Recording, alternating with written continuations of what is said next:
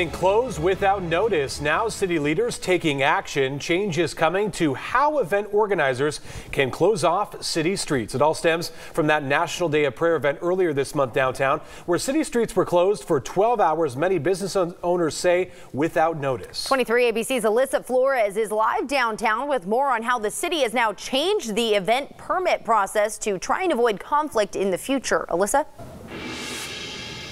Yeah, Tim, Jessica, business owners say that they were upset that their employees, vendors and customers had little to no access to their storefronts that day. Some of them even choosing to close down their businesses altogether that day as a result of the road closures. But now the city implementing a new permit process that they hope will lead to events being carried out a lot smoother.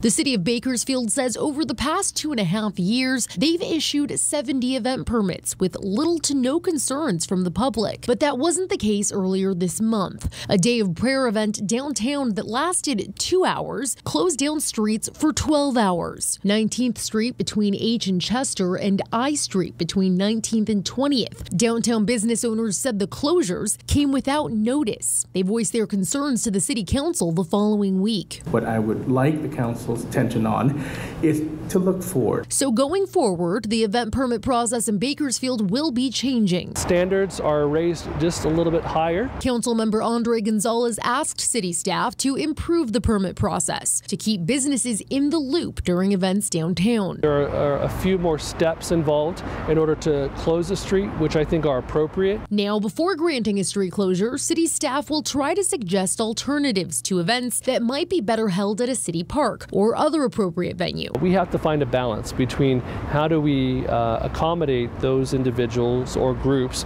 who want to hold events and close the street, and those existing businesses need access to the roadways. If street closures are warranted, event organizers will need to collect signatures from impacted businesses and submit them as proof that those businesses have been notified at least 2 weeks prior to the event. They'll need to give notice to the Bakersfield Chamber of Commerce, too. The city will look at, with a much more stringent eye, that they have enough public restrooms and other facilities. Gonzalez hopes the higher standards will take some of the burden off of local businesses and impact off of downtown customers. It's really wise of organizers, in order to build goodwill for their event, to work with the property owners, the business owners that exist day in and day out.